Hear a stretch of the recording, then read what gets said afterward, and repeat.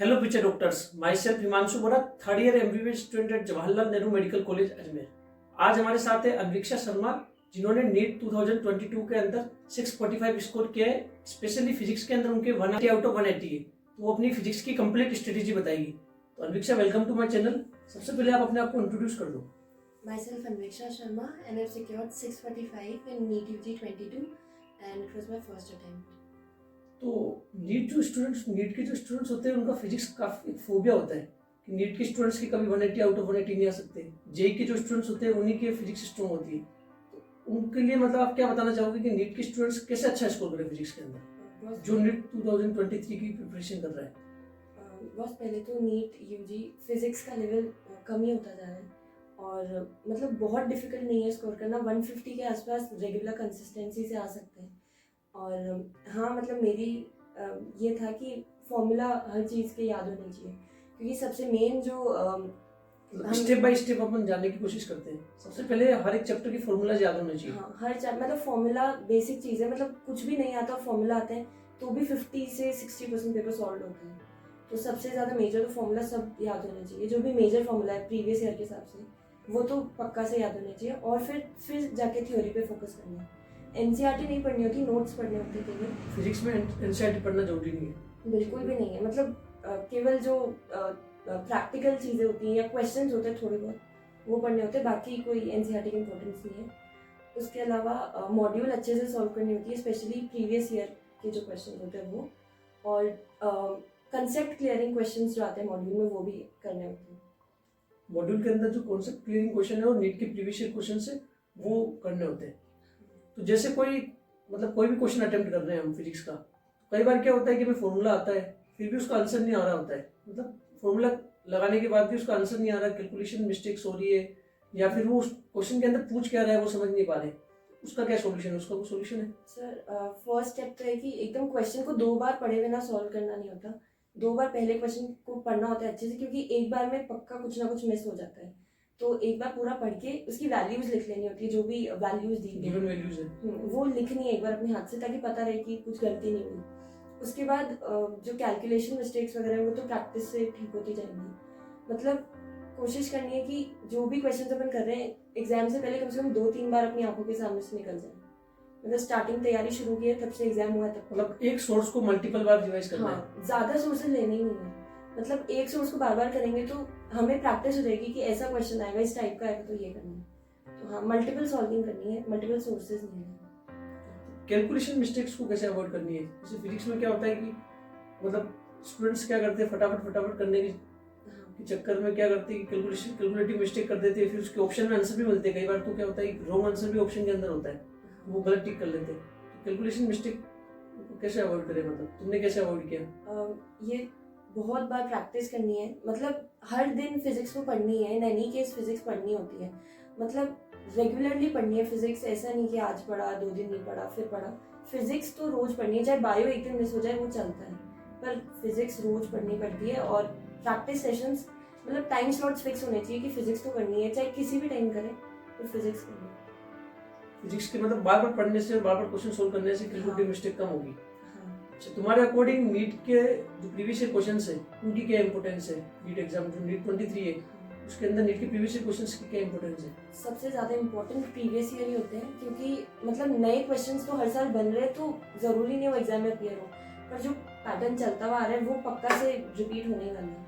तो हाँ, previous year सबसे ज्यादा सॉल्व करने हैं, और लास्ट के टाइम तो केवल प्रीवियस ईयर जो इम्पोर्टेंट लगते हैं या जो फर्स्ट टाइम सॉल्व नहीं होते वो करना है। लेकिन एक बार तो कंप्लीट प्रीवियस ईयर क्वेश्चंस करने हैं। हाँ, मतलब कोशिश करें 2 बार हो जाए, पर अगर नहीं होते तो एक बार तो पूरा पढ़ना है, उसके बाद इम्पोर्टेंट मार्क करना है। मतलब 2 बार प्रीवियस ईयर क्वेश्चंस करें कंप्लीट। हाँ।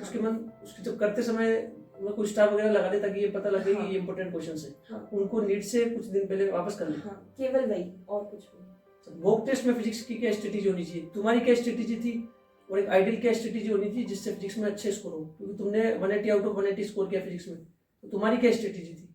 फिजिक्स में मतलब एग्जाम से 2 दिन पहले या 3 दिन पहले सब कुछ रिवाइज तो नहीं कर सकते, तो जो फॉर्मूला आपने लिखे हुए हैं पेज पर वो सारे पढ़ने होते हैं। और जो भी मतलब जैसे मैग्नेटिज्म जैसे चैप्टर्स है वो थ्योरी बेस्ड होते हैं, तो वो सब थ्योरी जो इंपॉर्टेंट पॉइंट्स है जो एमसीक्यू में अपीयर हो सकती है या हुई भी है पहले, वो भी उस फॉर्मूला पेज में लिखनी है।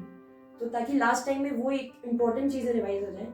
और मतलब तुमने हर एक चैप्टर की फॉर्मूलाज और थ्योरी हाँ, की? सब चैप्टर्स के। मतलब अब जैसे कम टाइम है तो ठीक है, जो चैप्टर्स आते हैं जो इजी हैं या जिनके फॉर्मूला पहले से पढ़े हुए याद है तो उनकी नहीं, पर हाँ जो रे ऑप्टिक्स जैसे चैप्टर है तो उसमें स्पेशल फॉर्मूलाज और जो थ्योरीज वगैरह वो लिखी हुई होनी चाहिए शॉर्ट में। तो हर एक चैप्टर की मतलब एक A4 साइज की पेपर के अंदर आ जाए, मतलब सारे फॉर्मूलाज और जो इम्पोर्टेंट कॉन्सेप्ट्स या थ्योरीज है ना, तो ये तुम्हारे अकॉर्डिंग ये स्ट्रेटेजी होनी चाहिए।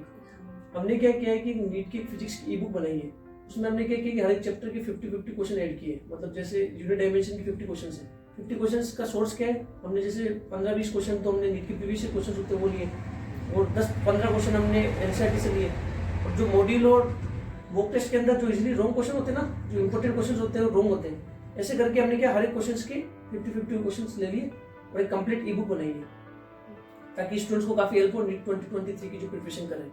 उस वीडियो का जो लिंक है मैं आपको डिस्क्रिप्शन में दे दूंगा, आप उसके अंदर कंप्लीट उस वीडियो को देख सकते हो। उसके अंदर हमने एक ई बुक लॉन्च की है, उसके अंदर आपको काफी हेल्प होगी, मतलब नीट के 2023 के पेपर को अटेम्प्ट करते समय। तो फिजिक्स के अंदर एक ये स्ट्रेटेजी होनी चाहिए। अब काफी बार क्या होता है कि स्टूडेंट्स मतलब क्वेश्चंस अटेम्प्ट कर रहे होते हैं ना, तो उन्हें ऐसे डर सा होता है कि ये क्वेश्चन सही नहीं होगा मेरे से, या फिर जैसे कई बार करने के बाद 2-3 बार करने के बाद उसका आंसर नहीं आ रहा है तो बच्चा काफी पजल हो जाता है, जिससे क्या होता है कि उसका नीट की जो एग्जाम नीट का जब पेपर कर रहा होता है तो क्वेश्चन छूट जाते हैं। उसको कैसे अवॉइड करें? सबसे पहले तो मतलब मेरे पर्सनल ओपिनियन में फिजिक्स सबसे लास्ट में ही करनी चाहिए, क्योंकि केमिस्ट्री और बायो कंपैरेटिवली थोड़ा थ्योरी ज़्यादा होता है, तो न्यूमेरिकल पे ज़्यादा टाइम देना है तो उसको लास्ट में करना होता है, ताकि अगर कुछ छूट मतलब एक आइडियल स्ट्रेटेजी क्या होनी चाहिए, सबसे पहले बायोलॉजी करें, फिर केमिस्ट्री करें और फिर फिजिक्स करें। ताकि लास्ट में OMR भरने जितने टाइम पे उनको पता लगे कि ये क्वेश्चन नहीं हो पाएंगे। तो फिजिक्स सबसे लास्ट में करनी है, और OMR भरने से पहले कम और फिजिक्स करने से पहले कम से कम 1.5 घंटे का गैप होना चाहिए, ताकि 1 घंटा फिजिक्स के लिए रहे। मतलब कैसे, जैसे बायो किसी ने बायोलॉजी कर ली उसके बाद OMR फिल कर ली उसकी? नहीं, एक साथ, मतलब वो अपने हिसाब से करना है। ठीक है। फिजिक्स और OMR, उसकी OMR भरने के लिए कम से कम 1.5 घंटा चाहिए होता है, क्योंकि जब OMR भरते हुए भी एक बार रीचेकिंग होती है क्वेश्चन की कि ये सही किया था ना, या फिर दोबारा से एक बार करना है आया नहीं, टाइप ऑफ दैट। तो हाँ, वो करना होता है। और फिजिक्स में कैलकुलेशन दोबारा चेक करनी होती है, हर क्वेश्चन में करनी होती है, कितना भी इजी हो, क्योंकि इजी क्वेश्चन ज़्यादा गलत होते हैं। तो हाँ, तो अब जैसे फिजिक्स है, जैसे फिजिक्स के अंदर मोस्ट इंपोर्टेंट चैप्टर्स कौन से होंगे जो आपको लगता है कि नीट 23 के अंदर काफी वेटेज होगा उनका? मतलब इंपोर्टेंट चैप्टर्स क्या है, कम से कम वो तो पढ़ के जाने चाहिए। 11th में तो जो मैकेनिकल चैप्टर्स थे फोर्स वाले, वो सब आने ही चाहिए, जैसे न्यूटन्स लॉ मोशन वगैरह। हाँ, वो वाले चैप्टर्स। और जो फ्लूइड मोशन वगैरह थे, फ्लूइड सॉलिड्स, वो भी काफ़ी इंपॉर्टेंट चैप्टर थे। एक हीट चैप्टर होता है, thermal properties of matter, KTG वगैरह, थर्मोडायनामिक्स, हाँ, वो भी इंपॉर्टेंट चैप्टर है। और 12th में इलेक्ट्रोस्टैटिक्स सबसे पहले, वो काफ़ी इंपॉर्टेंट है। उसके बाद रे ऑप्टिक्स से भी मतलब क्वेश्चन हमेशा आते हैं, पर प्राइमरी लेवल आते हैं, पर हाँ उसमें वो पार्ट्स अक्सर हम छोड़ देते हैं कि ईजी है, पर उसी से क्वेश्चन आते हैं हमेशा।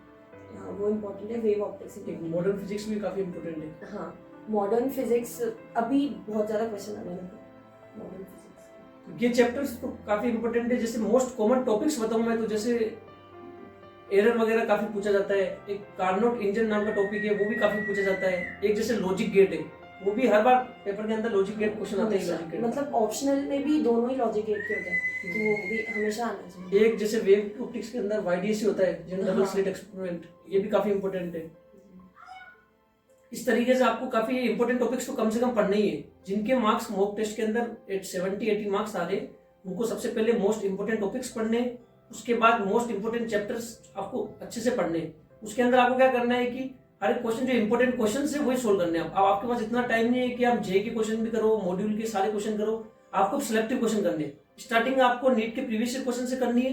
बाकी हमने एक ई बुक बनाई है जिसके अंदर हमने 50-50 क्वेश्चन का सेट लिया है, जिसके अंदर आपके नीट के प्रीवियस क्वेश्चन सारे इंक्लूडेड है, एनसीईआरटी के क्वेश्चन सारे इंक्लूडेड है, वो आप कर सकते हो। उसका लिंक मैं आपको डिस्क्रिप्शन में दे दूंगा उस वीडियो का, कि उस ई बुक को आप कैसे ले सकते हो। इस तरीके से एक फिजिक्स की कंप्लीट स्ट्रेटेजी होनी चाहिए। थोड़ा बायो केमिस्ट्री का बताओ तो, जैसे बायोलॉजी के अंदर क्या कॉमनली क्या स्ट्रेटेजी होनी चाहिए? बायो में स्टार्टिंग में मतलब जब तैयारी कर रहे हैं तब तो नोट्स भी पढ़ने हैं, एनसीईआरटी भी पढ़नी होती है, पर लास्ट टाइम में केवल एनसीईआरटी पे फोकस करना होता है। नोट्स, क्योंकि साल भर में जो हम नोट्स में पढ़ रहे हैं और लग रहा है कि ये बार बार अपीयर होता है मॉक टेस्ट वगैरह में, तो नोट्स से उठा के वो छोटा सा पार्ट एनसीईआरटी में ही कहीं ना कहीं लिख लेना चाहिए। और फिर लास्ट टाइम में केवल एनसीईआरटी और कुछ भी नहीं। तो एनसीईआरटी के साथ कुछ इंपोर्टेंट पॉइंट्स ऐड कर लेने उस हाँ, स्पेस के अंदर, नोट्स ताकि नोट्स में से, ताकि उस हर एक चैप्टर की एनसीईआरटी कंप्लीट पढ़े। हाँ ज्यादा नोट्स पढ़ने से क्या होता है कि एग्जाम टाइम में हमें नोट्स ज्यादा याद आते हैं बजाय एनसीईआरटी के। हाँ, तो साल भर नोट्स पढ़ने के बाद कहीं ना कहीं एनसीईआरटी में ही वही लिख लेना है जो बार बार आ रहा है या प्रीवियस ईयर में है पर बुक में नहीं है, तो वैसा सब कुछ लिखना है बुक में और केवल बुक पढ़नी है और कुछ भी नहीं लास्ट टाइम। और केमिस्ट्री की कोई स्ट्रेटेजी? हाँ, केमिस्ट्री में ऑर्गेनिक में केवल नोट्स पढ़ने चाहिए, ज़्यादा एनसीईआरटी मैंने नहीं पढ़ी थी ऑर्गेनिक में। इनऑर्गेनिक में कंप्लीट एनसीईआरटी पढ़नी होती है और फिजिकल में एनसीईआरटी का बहुत ज़्यादा फिजिक्स की तरह बिल्कुल। हाँ, उसके अंदर भी उसमें केवल न्यूमेरिकल। न्यूमेरिकल।